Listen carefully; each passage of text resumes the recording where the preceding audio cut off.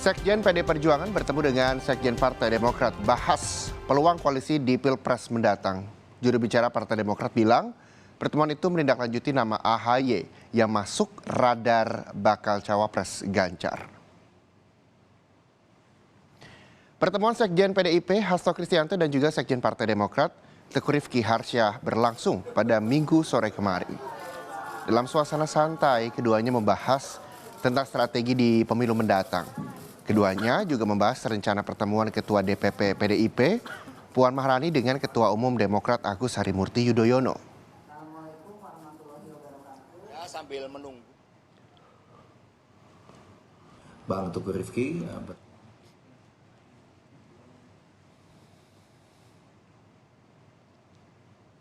Rifki bertemu dengan Mas Hasto, Sekjen PDIP yang didampingi juga oleh Mas Utut, Ketua Fraksi PDIP di DPR RI. Ya, mereka ngobrol santai, makan ayam bareng. Yang dibahas itu tentu saja menindaklanjuti tawaran dari Mbak Puan, Mas Hasto, mengenai kemungkinan dialog atau diskusi antara Mbak Puan dan Mas AHY. Ya, bicara mengenai permasalahan bangsa terkini dan rencana strategis ke depannya. Dan saudara, benarkah pertemuan AHY dan juga Puan Maharani ini nanti akan membuat PDIP dan Demokrat rujuk? Kita bahas bersama dengan Direktur Eksekutif Pusat Kajian Politik FISIP Universitas Indonesia. Ada Mbak Huria di sana. Selamat sore Mbak Huria. Selamat sore. Ya Mbak Huria, selamat sore. Di sini ada Reza di Rumah Pemilu. Ini yang ingin saya tanyakan adalah bakal terrealisasi nggak sih kalau pertemuan ini atau cuma gimmick aja keduanya untuk mendapatkan perhatian publik? Ya, saya kira Mas Reza ya ini masih terlalu dini ya untuk kita mengatakan bahwa perkawinan politik antara PDIP dengan Demokrat akan terjadi gitu ya. Karena saya kira bukan hanya pertemuan yang dilakukan bukan hanya dengan Demokrat saja gitu ya, tetapi masing-masing partai pengusung capres ini kan sedang sibuk melakukan penjajakan untuk mencari pasangan calon wakil presiden ya yang paling tepat, yang juga mampu sebenarnya mengerek elektabilitas capresnya gitu. Jadi saya kira yang dilakukan PDIP dan Demokrat pada saat ini ya di dalam konteks itu ya penjajakan untuk mencari peluang gitu ya, apakah akan ada kesepakatan yang bisa tercapai dan apakah duet antara Ganjar dengan AHY memang mampu meningkatkan elektabilitas keduanya. Oke, ketika memang ini kalau kita bisa berandai-andai gitu Mbak Huria, apakah nantinya pertemuan ini ketika bertemu kejadian apa memang menjadi pembahasan? Kalau pembahasan tentu saja mereka yang tahu ya, tapi saya kira nggak jauh-jauh dari soal pencapresan gitu ya. Nah, cuma saya justru mau melihatnya begini, ini kan kelihatan sekali bahwa diskusi yang dibahas betul-betul hanya bicara tentang figur gitu ya. Ya.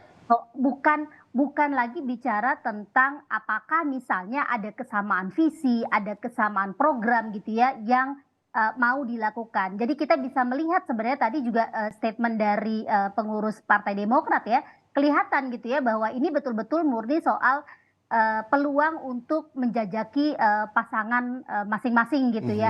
Dan ini juga saya kira selain itu juga merupakan upaya untuk memperkuat posisi tawar. Karena kita juga tahu gitu ya, pencalonan AHY di koalisi Nasdem kan juga belum jelas. Betul. Gitu ya, karena lagi-lagi soal popularitas dan elektabilitas.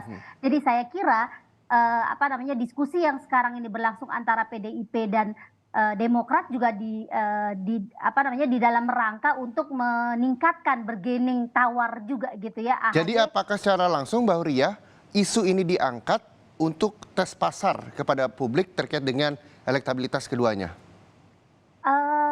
Mungkin malah bukan ke publik dulu ya orientasinya, tetapi meningkatkan posisi tawar ke koalisi partai gitu ya. Ini kan kelihatannya sebenarnya ke situ karena Ganjar sendiri kan juga agak kesulitan sebenarnya gitu ya mencari calon yang mampu gitu ya menaikkan elektabilitas dia gitu. Nah, tentu saja ketika kemudian ini diusung ke publik gitu ya, ini juga sekaligus ya tes pasar juga gitu. Bagaimana publik merespon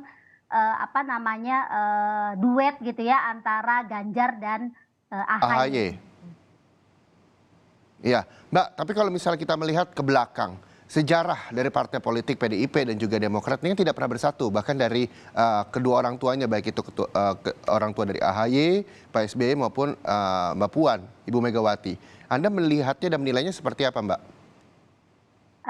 Begini Mas, kalau di dalam politik itu kan tidak ada musuh dan kawan abadi gitu ya. Jadi basisnya memang selalu kepentingan politik gitu ya, dan kepentingan ini memang sangat pragmatis.